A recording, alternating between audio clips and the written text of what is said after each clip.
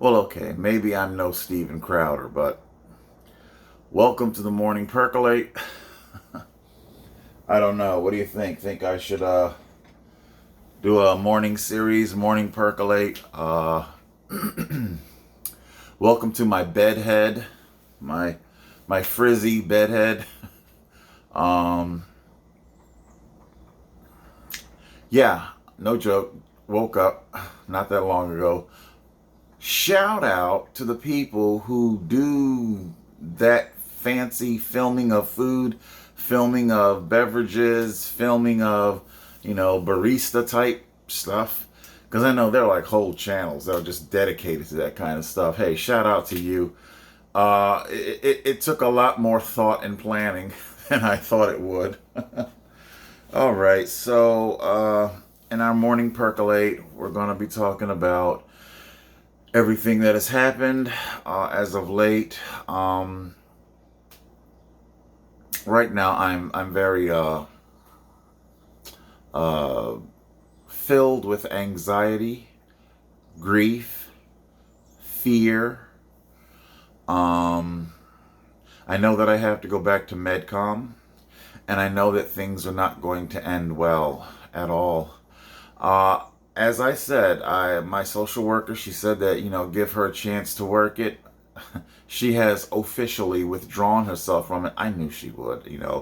I told her that I knew you're going to withdraw from this. I'm sure that when she took back the happenings and everything back to her nonprofits that are owned by who? Owned and controlled all under the auspices of the Jew oligarchy. And of course, I think I heard somebody say, I was calling around to, I even checked back in with the civil attorneys. Guess who I called? Morgan and Morgan, just for kicks and giggles. And the problem, in case you're wondering, here's a little FYI, a little as we all go forward in our civil rights justice fight. I drink it black, by the way. Um, those types of law firms, yes, they're civil, and yes, my issue is indeed a civil rights issue. But the problem is that these types of law firms, they're not actually looking to go to trial. They're looking for a settlement. Think Dominion and Fox News. They're looking for settlements. They're not really looking to actually litigate anything and go to trial.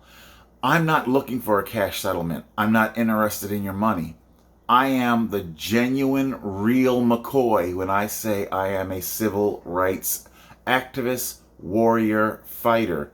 I don't. My civil rights are not for sale because that's what settlements mean. In case you don't remember, settlements mean that you don't admit that you were wrong. Settlements mean that they can continue to bar you from service. So, let's just say if Medcom wanted to give me $5 million, $5 million just to make it all go away, as long as A, they don't have to admit they did anything wrong, and B, they can continue to segregate me from their healthcare system. No, I am not looking for your money. I want civil rights. My constitutional rights are not for sale, not for any amount of money. This, it's so important. They can't be for sale. What is happening in America, it is so critical that money cannot be the axle grease. It really cannot. So obviously all of those type of law firms, in case you were wondering, oh, total control, you need to go get a lawyer, da, da, da. And I would not feel comfortable contracting these attorneys under false pretense, because if Morgan and Morgan were to come back to me, say, I don't know, 2 years down the road after we've started bringing action against Medcom, be like, oh, total control, we've got a $2 million offer from Medcom, or $1 million offer. I think this is your best shot. We ought to cash in here. And of course, that Morgan and Morgan, they would have put in how much work time, labor, and I'm going to continue to say no. not until Medcom admits they were wrong and reintegrates me into their healthcare system. You know, I was also talking with my social worker, and we talked about a lot of things. And one of the things, because I played her some of the video of the original Medcom incident, and I played her video of because she came back a couple days later after. That was the second woman's voice in the video, like that you heard. The one that I say, I'll meet you outside. I was saying that to my social worker. That I'd meet her because she's the one that drove me to the medical appointment, and I was saying to her that these people, I was saying that I'd meet her outside. She wanted to work the problem, so I gave her that opportunity. I gave her that opportunity to work the problem, and of course she came back basically saying that we can't help you with this matter. We can help you with everything else. So that is gone. So that means that I'm now back to being on my own. Back to being on my own, as I always were. You have to forgive me. I'm a little cloudy in the head. I'm just now waking up. And see the anxiety I live with. I wake up with this shit. I wake up with it. I have to live with it, and I go to bed with it. So I had a couple glasses last night. Just a couple. And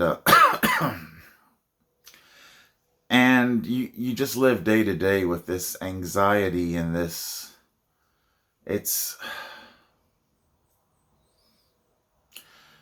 You wish you really didn't have to do what you have to do, but I don't see this ending any other way. I really don't. I was saying to my social worker, I'll try not to be quite so fatalistic. It is true. God has brought me an incredibly long way. I did not expect to be as far as I did. Who knows? Who knows what God has in store? But the purpose of my returning to Medcom to be arrested, and I will be arrested. I will be sent to jail. I don't know. They might release me with a court date, hopefully.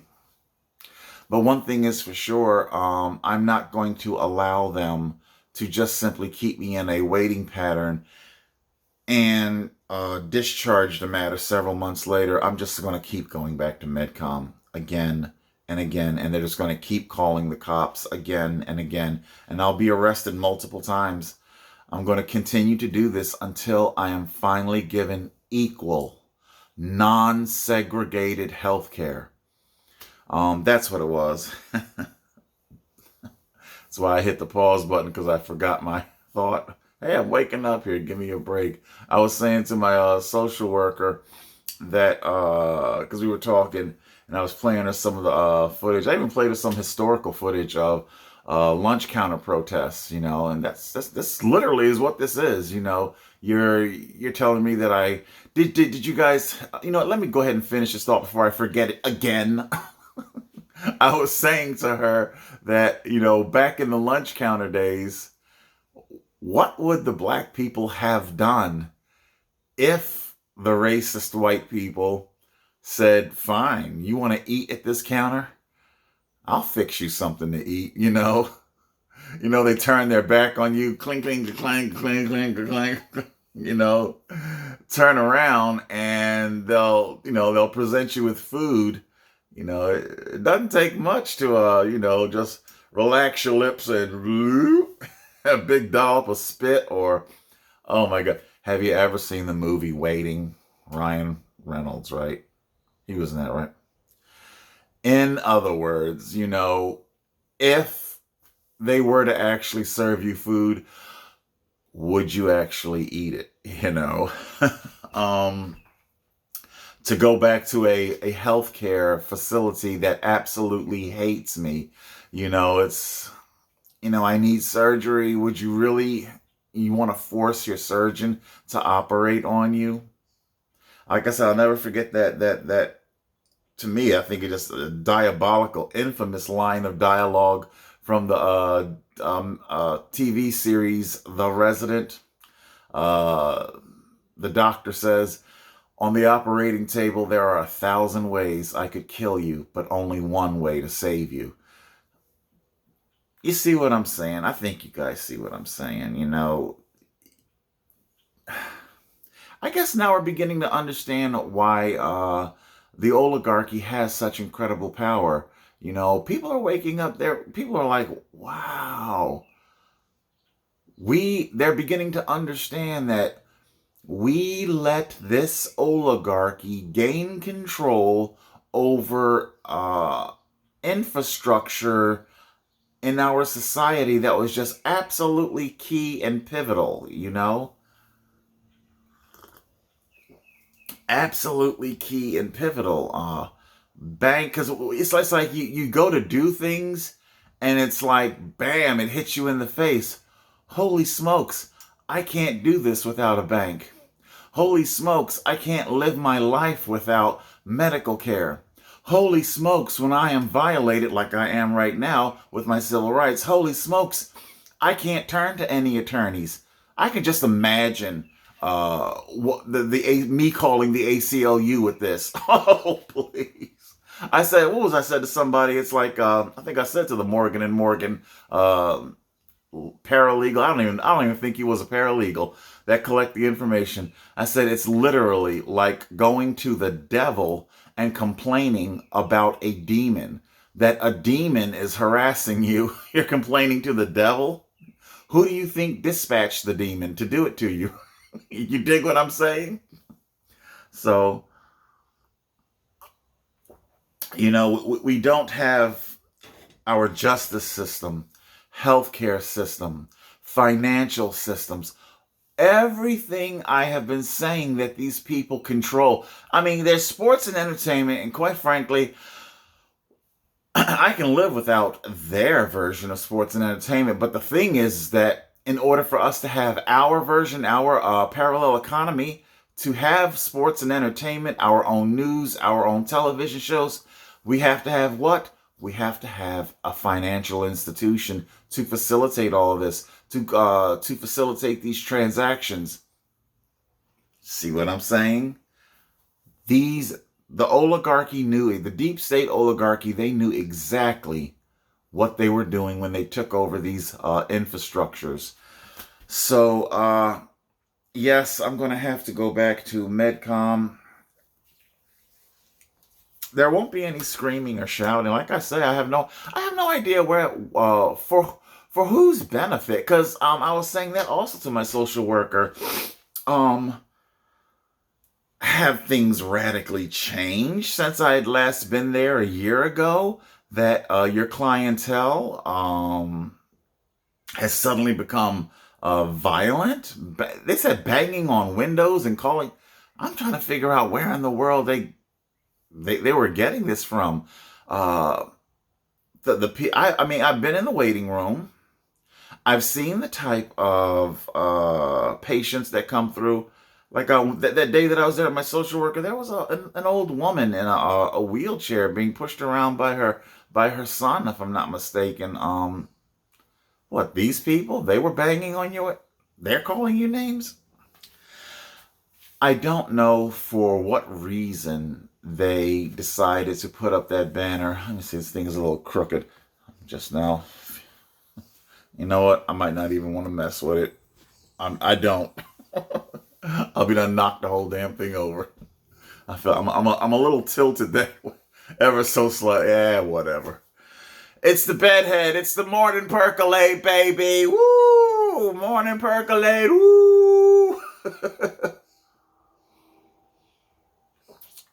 Wake up, everybody. Wake up. Mm-mm. The kids are fast asleep. Get them up and on their feet. And things are over at 7 o'clock. There's breakfast bears to eat. Who remember that commercial? Wake up, everybody. Wake up. Yeah, so here I am, total control, my frizzy bedhead. um, Going back to Medcom, yes, see, the happiness is now over. I think about Medcom and the depression comes back. It is a lot of depression. You know,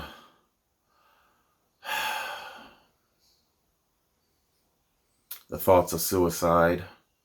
See, it's only when I've been civil right violated. And of course, because I know, if I'm not mistaken, they're everybody's talking.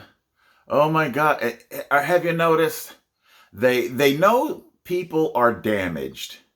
They know the economy is damaged, and they know the people themselves are damaged, and that the last 3 years, 3.5 years, has damaged them. What they're doing is they're putting a spin on it, and you listen to the news and they'll say, yes, the damage done by COVID. No, no, no, no, no, no, no, no, no, no. It's not done by COVID. It's done by your illegal, your radical response to your benign rhinovirus. That's what has caused the damage. Your lockdowns, your destruction of supply chain, your isolation, your lockdowns, your segregation, isolate. I mean, I'm gonna tell you right now, even before the fake pandemic, urban black youth were already on thin ice. Oh my God. As far as learning, academia, cognitive abilities, they were already on thin ice. Okay? Along came the fake pandemic, the segregation, the shutting down. I literally think an entire generation has been wiped out from academia. I'm serious. I'm serious. If and of course what was it? The Eric Adams? Is he still forcing school children, the young, the elementaries and the pre-Ks and the daycares, to forcibly suffocate? Is he still doing that? I don't know. He might not be, because the fake pandemic was officially declared over on May 11th. So it might be he might be have dropped that scam, that portion of the scam, but he kept that forcible suffocation on children going for very real reason, and it wasn't of his own accord. Think about this. The kind of sophisticated psychological manipulation that's involved in forcibly suffocating children for the purposes of making them think that there's something wrong with you, that you by default, you by your very nature are disgusting. You are a threat. You're a threat to yourself, and you're a threat to your fellow human being. There's something dirty about you. Everything that Hitler would have the Jews believe about themselves. That is what the fake pandemic and the facial suffocation was trying to do. Do you really think a person like Eric Adams with his Tracy Morgan voice, I'm Eric Adams and I want everybody ought to be ashamed of yourself. They're running. We got to make sure that the black people are not being discriminated against. We got to turn them loose. And Jordan Neely was somebody's son. And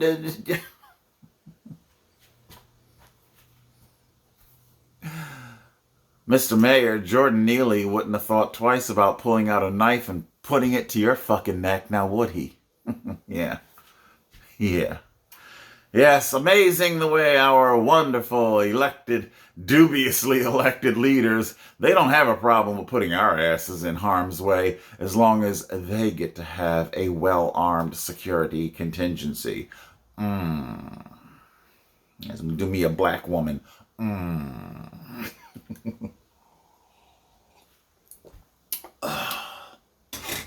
So, pour my second cup. I usually get about 3 cups out of this, so, what can I say? Eric Adams was given instructions as to what to do, as far as that advanced psychological manipulation goes, so, Eric Adams doesn't have the wherewithal to do that kind of advanced psychological manipulating. So obviously he's getting his marching orders from much higher up. Um, the whole purpose, I don't want you to think, this isn't about an ego thing with me and Medcom. It's not about, I determined to be right. We've already heard everybody say it. Gates, Tedros, Walensky, Fauci, they're all basically said that this was their first test run, their first live action test run. They're going to be bringing back the fake pandemic. They're going to be tabulating their wins and their losses, and it is extremely important right now that, kind of like an election, which way does the state go? Who gets the electoral? We cannot allow the deep state to have the win on medical treatment. That we can segregate you, we can turn you away for a theoretical pandemic. We can turn you away if you don't, or like I said, the CBDC. The whole China thing. You're not the type of citizen. You're not living your life the way we want you to. So you no longer have a right. This isn't that kind of America anymore. This is an America where the government's going to tell you what type of citizen that you're going to have to be if you want to have be treated equally. You have to live your life in accordance with the way the government tells you to. Um, so it is very important that we fight for this medical freedom. I was on the phone a couple years ago when this fake pandemic stuff was going on, and I was talking to a Clover Health representative, and I was explaining to her that I'm trying to get medical. Because, yeah, I think I think this was a phone call where Clover had called me to see if I was taking advantage of all of my health amenities. By the way, their people are very nice. Their people are very nice and whatnot.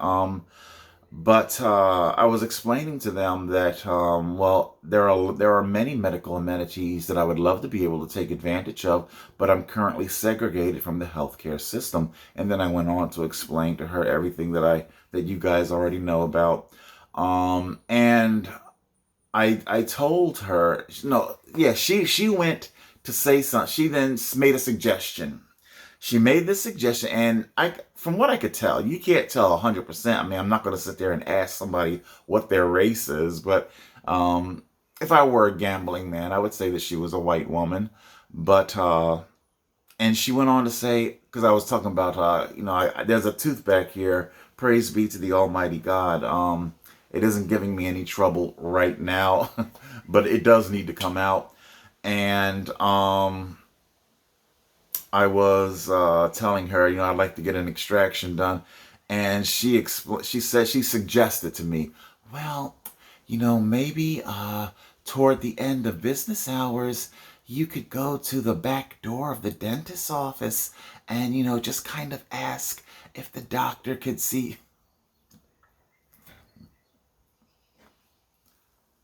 the back door of the dentist office. Huh.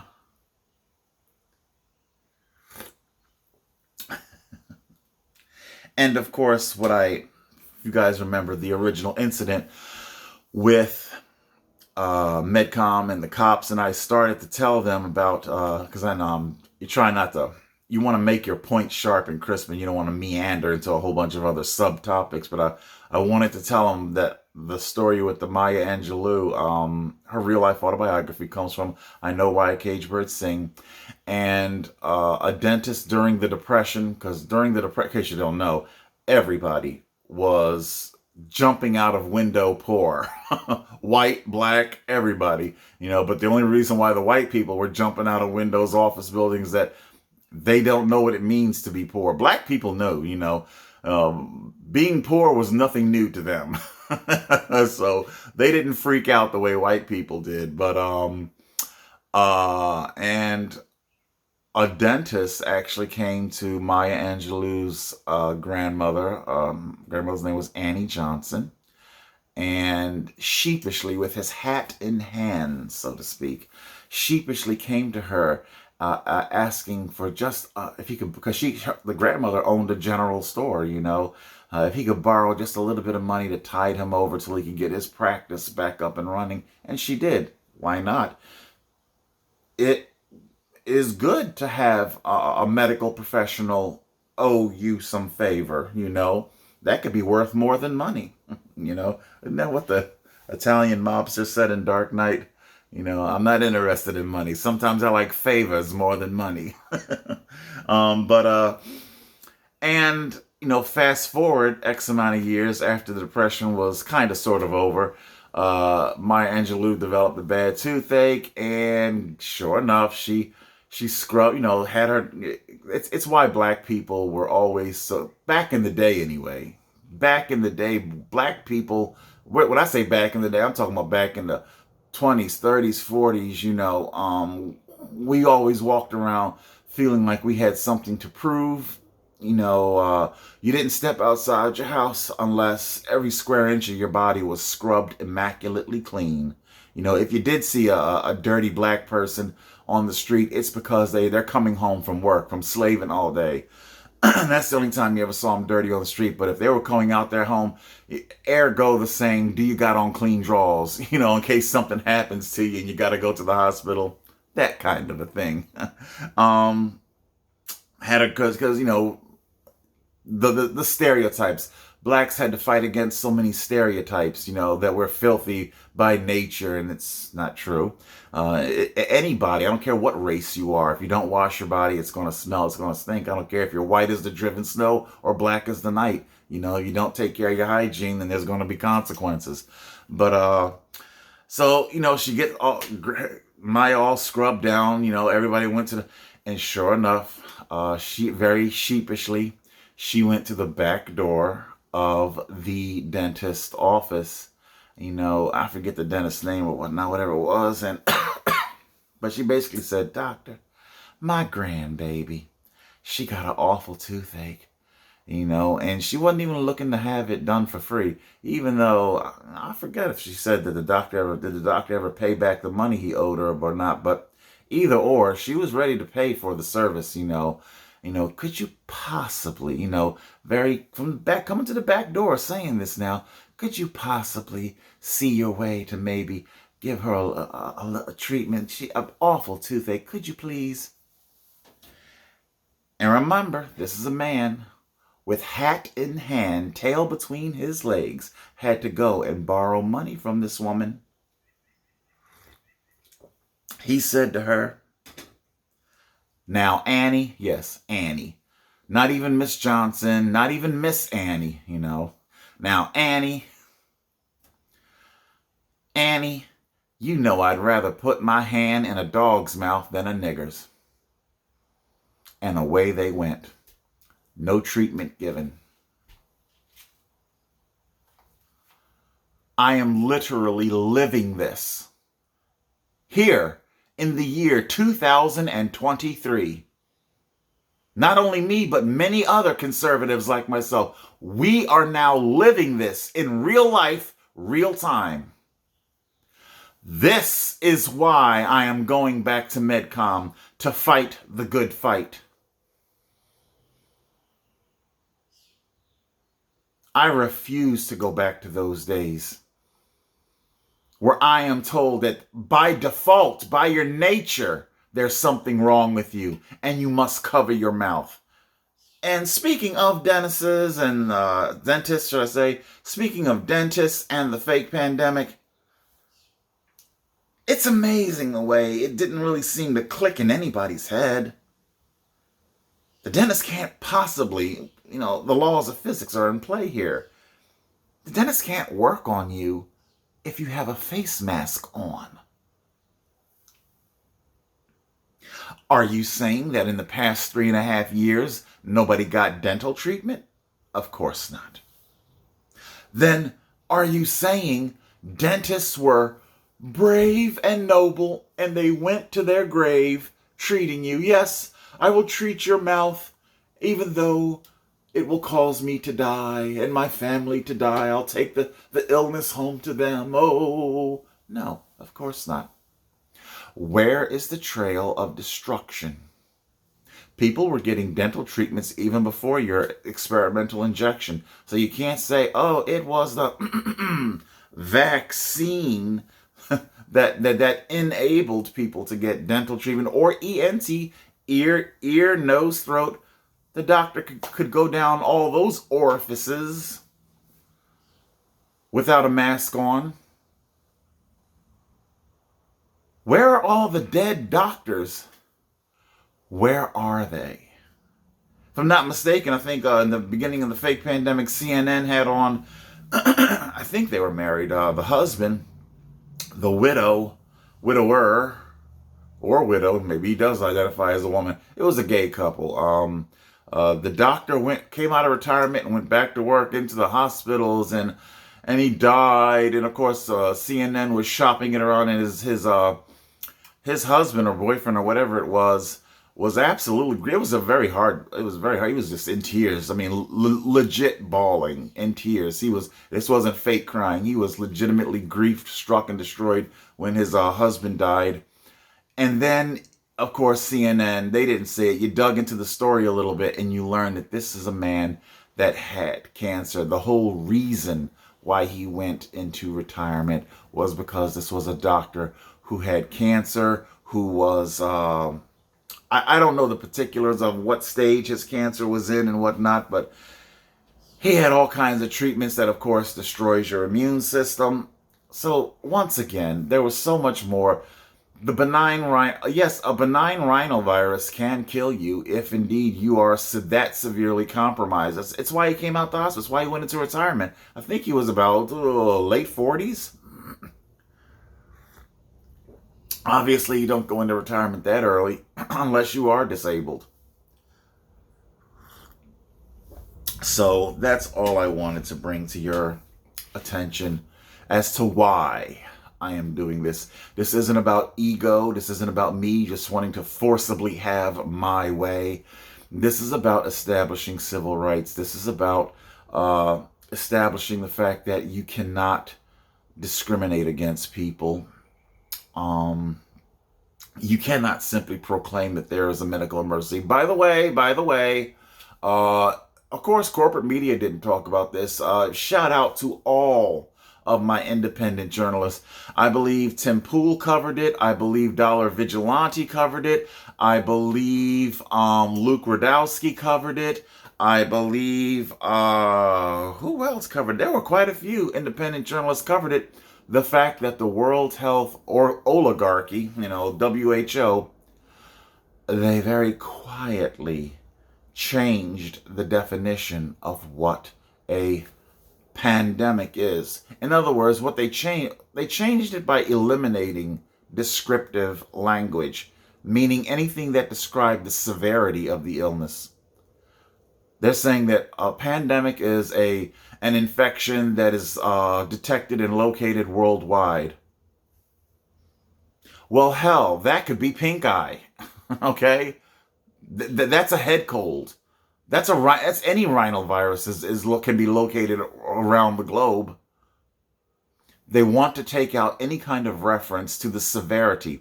So when we go to court with this whole thing, I already know what my work will be cut out, because I'll be charged with things like defiant trespass, okay? And in that trial, I can just imagine, because I've learned so much about how trials in real life, not TV, not TV court, but real life court. I will want to, the question that I will inevitably have to pose to the court is, what is a pandemic? And of course, prosecution is immediately going to object and say, objection, Your Honor, we're not here to discuss the veracity or the validity of a pandemic or any kind of thing like that. Mr. Dunbar is charged with defiant trespass. That's what we're here to adjudicate. And the problem is that they're saying that I am not allowed in this public accommodation venue. I'm not allowed there, but But of course, I then have to counter that being not allowed by the fact that I am a protected class and that you cannot segregate. So it then goes back, like a tennis ball. A tennis ball gets back, back over to the prosecution. They then have to contend with, why am I being segregated? If it is indeed public accommodation, why is Mr. Dunbar not allowed there? Did he do any of the things that are listed on that poster? Did he scream? Did he shout? Did he curse? Did he bang on windows? Did he become physically violent? No. Then why? He won't wear a face mask. Mr. Dunbar, why won't you wear a face mask? Your Honor, it's because it's against my religion. Religion, protected class. We've already gone to Title VII of the 1964. We have, First Amendment, I have freedom to practice my religion. We've already gone over direct threat. Your Honor, Mr. Dunbar wants to practice, his practice of religion would have potentially, of course, they have to default to using theoretical language. Your Honor, Mr. Dunbar's practice of his religion, it would possibly put people's lives in danger. It may put people's lives in danger. And of course, I retort to that by saying, Your Honor, the prosecution is their burden of proof. It's not meant for me to prove. This is all burden on prosecution. They're going to have to prove defined and quantifiable of how it is my breathing normally puts anybody's life in threat. That's when prosecution is going to then probably refer to CDC, World Health Oligarchy, NIH. Those languages, and of course, during the whole 3.5 years, we've got no data saying that. Because I don't want to, because this is already getting long. It's coming up on an hour. I'm going to have to compress the mother-loving bejesus out of this file. Let's say a Ford Escape. Ford of, whatever year. A Ford engineering executive can tell you exactly where their vehicle will crumple and fold and impact. They can tell you exactly the tensile strength of their seat belt. They can tell you all types of values, the value of, what is the measured value of this, the metal's integrity, its crumple zone. There is no thought, there is no maybe, there is no theoretical guessing, okay? That's why they spend a great deal of money crashing the bejesus out of their cars before they release them to the public. Okay, trust me, all car companies would love to be able to forego that expense. It's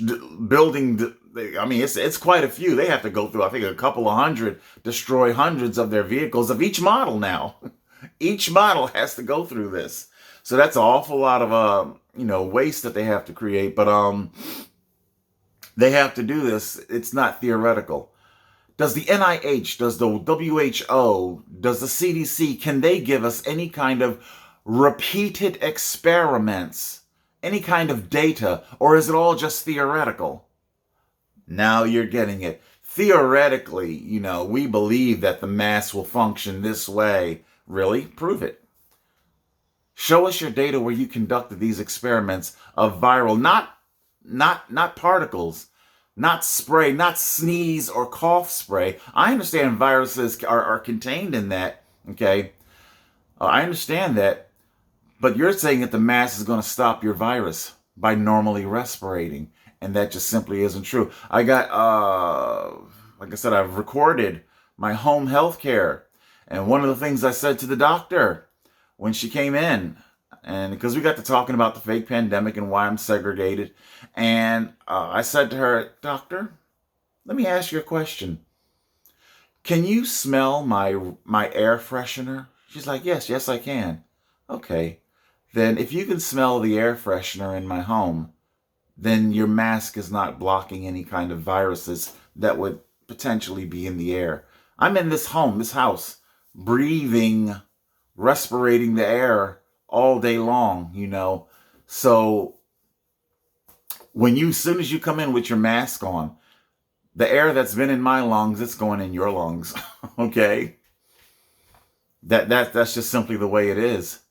and your mask isn't going to filter out any of these viruses. I understand a mask can function as a sneeze guard, granted, sure enough. But you know what else can function as a sneeze guard? Achoo! There. Ta-da. I don't have to have a mask on to have a sneeze guard. I can do that.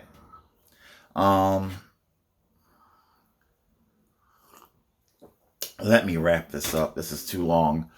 I might even have to edit some of this out. This is why I'm going back. The back and forth between myself and prosecution, it's going to be quite the sight to see. I'm ready. I'm ready for all their arguments. I'm ready for their no shirt, no shoes service argument. I'm ready for everything. They're probably going to throw at me, Mr. Dunbar, doesn't it true that you like to ride bicycles? Yes, I do. And when you ride that bicycle, do you wear a helmet? Yes, I do. Well, why do you wear a helmet? Oh, so that I can protect myself from any type of crash that would occur. So, is that helmet guaranteed to protect you 100% from any kind of head trauma that you would sustain during a bicycle crash? No, it's not 100% guaranteed. Oh, so then why do you wear a helmet if you why do you engage in a safety practice if it's not 100%? Because isn't it true that these masks, even though they're not 100%, yet people engage in practicing this safety even though it's not 100%? I've got an answer to that argument too. I've got everything that they could. What was it? Pitcher, I forget the baseball team. He just took a line drive to the head. And this actually, because I have this, it's somewhere in my gallery. I have from Rebel News, shout out to Rebel News, one of the protests that they went to, these were counter-protesters, because the protesters were anti-lockdown, anti-mandate. So counter-protesters to that came out, and they were holding up signs that said, why don't you make, I think it was either baseball helmets or hockey, the safety gear, why don't you make that illegal? Why don't we ban that? Make that not mandatory. And the thing is that whether it's bicycle or sports or whatnot, we wear the safety gear because we are engaging in a particular behavior or activity that greatly increases our chance for harm. It's why the pitcher does not wear a hard helmet. It doesn't wear a hard helmet. That is because that line drive he took to the head was extremely rare. I even have it in my gallery. I think I do again forget the name of the Major League Baseball team, but there was a pitcher, he hit the ball and it ended up hitting a little girl in the head and she sustained a severe head trauma. He was absolutely destroyed. The ball player was destroyed. I don't even know if he's still with the team. I think he had to go for mental health, that he would hurt a child like that accidentally. But the whole point is that wasn't the first time that's happened. And if it isn't the first time, then how come there aren't? Because there were very, very briefly, there was talk of putting up nets all the way around the entire spectator stands, the entire stadium, putting up nets. That talk just simply went away. Why did it go away? Because the odds of it happening are very rare and very remote. Therefore, that particular modality of safety isn't really warranted. Just like your face suffocator, it's not really warranted if indeed you're not sick. You dig what I'm saying? So I'm ready for it. I'm ready for all their arguments. The shirt, no shoes, I'm ready for it. I'm ready for it all. I'm geared up and ready. All right, people, that's it. I'm going to enjoy the rest of my coffee. This has been an episode of the Morning Percolate. I don't know, did you like this? Did you like do you like looking at my frizzy, swollen face in the morning? Looking like a hot mess? All right, that's it. Keep fighting. Chin up. We're going to keep doing what we can to secure our civil rights. Just remember, there's nothing wrong with you. You're not dirty by default. You're not dirty by simply just because you exist. Existence doesn't mean that you're dirty and filthy and that you are a threat to yourself and to everyone around you. That's something that the Nazis told the Jews. They wrote it on their wall in the changing rooms where they were being forced to strip naked before going into the gas chamber. It's your duty to be clean. Well, my duty is to Christ Jesus and fighting for all of our civil rights. And that's what I'm going to do with God's almighty help and grace. Total Control 871.